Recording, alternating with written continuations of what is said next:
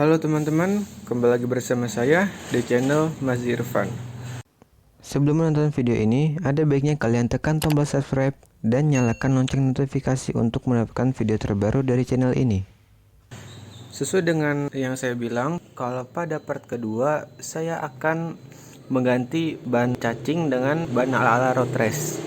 Nah, langsung saja simak video berikut ini. Jadi ban yang saya pakai ini adalah ban merek Corsa R46 tipe soft compound dengan ukuran 90/80 depan belakang. Ini depan belakang ukurannya sama 90/80. Saya juga mengganti peleknya ini, pelek dengan pelek orisinal bawaan motor. Ini peleknya catnya ini cat asli atau cat dari dealer, karena Satria FU yang saya beli ini adalah Satria FU dengan tipe Black Fire, jadi bawaannya tuh ada warna merah. Nah, kalau pada video sebelumnya peleknya itu saya masih menggunakan pelek jari-jari, sekarang peleknya itu saya ganti dengan pelek orisinal bawaan motor, ini yang warnanya merah. Ini udah bentuknya tuh udah keren banget ya, walaupun ada banyak variasi tapi saya rasa ini udah cukup keren, udah racing parah bentuknya. Untuk tipe ban ala road race itu sebenarnya ada banyak, ada merek dari Pirelli, ada dari Michelin, ada dari FDR, dan banyak lagi pokoknya. Cuma saya ambilnya itu ban merek Corsa R46. Kenapa saya ambil ban ini? Karena ya ban ini tuh ban yang paling terjangkau lah harganya gitu. Karena kalau yang lainnya tuh harganya mahal-mahal. Belum ada duit saya kalau yang mahal-mahal. Nah, kenapa saya beli ini selain harganya terjangkau? Nah, jadi selain harganya terjangkau, ban ini tuh udah semi road race dan tipenya tuh udah soft compound yang udah jelas lekat banget sama yang namanya aspal. Jadi kalian udah nggak perlu lagi yang namanya khawatir kalau tergelincir. Nah, ini dia. Welirnya tuh kayak gini, ya kayak sewajarnya lah, nggak terlalu ada banyak welirnya. Nah teman-teman, jadi ban Corsa ini, Corsa R46 udah saya pasang di motor selama kurang lebih seminggu. Jadi saya udah menemukan banyak kekurangan ataupun kelebihannya. Saya akan memberikan bagaimana pengalaman saya memakai ban ini, kelebihannya dan juga kekurangannya. Makanya simak video berikut ini. Nah, kelebihan yang pertama, ban ini udah ban tipe soft compound. Jadi kalau kalian cornering ataupun ngerem dadakan itu nggak usah khawatir kalau misalnya kepleset lagi, karena ban ini udah tipe soft compound. Didukung juga dengan ukuran 90/80. Ini tuh sampai pinggir banget. Jadi kalau kalian cornering itu bisa miring banget. Kelebihan yang kedua itu dari look bannya.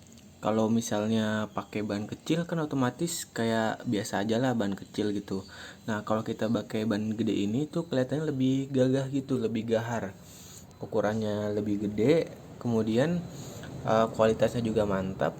Jadi kalau pakai ban semi road race ini atau ala-ala road race, kalian kelihatan lebih gede, lebih gahar gitu. Jadi berbeda kalau misalnya kalian pakai ban cacing atau ban yang untuk pelek jari-jari, tapi itu lebih ke selera masing-masing ya, karena ada yang suka ban kecil, ada yang suka ban gede, ada juga yang suka ban standar. Nah, itu dia tadi kelebihan dari pemakaian selama seminggu menggunakan ban Corsa R46. Sekarang saya akan memberikan review kurangan ya.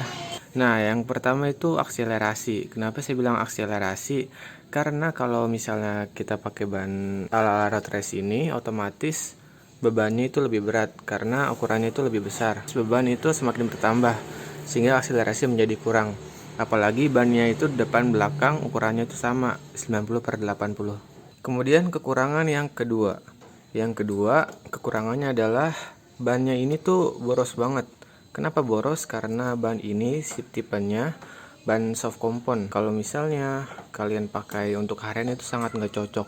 Saya nggak rekomendasiin ban soft compound ini buat harian. Kenapa? Karena ban ini tuh bisa dibilang boros banget. Karena ban tipe soft compound jadi lengket, jadi lebih cepat habis daripada ban yang medium compound. Jadi untuk penggunaan harian saya sarankan dengan tipe ban medium compound karena itu tidak terlalu lengket sehingga lebih irit pemakaian. Kalau kalian bisa memegang nih, ini tuh teksturnya tuh halus banget, berbeda dengan ban yang biasanya.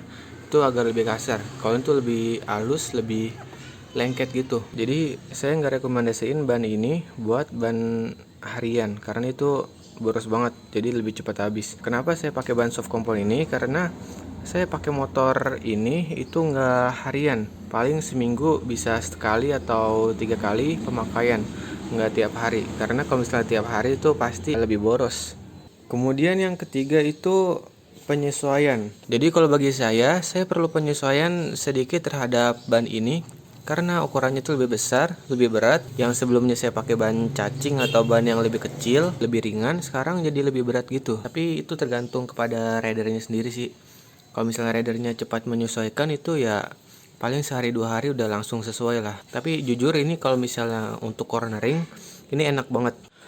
Nah, kekurangan yang keempat. Jadi kekurangan yang keempat ini adalah mepet spakbor.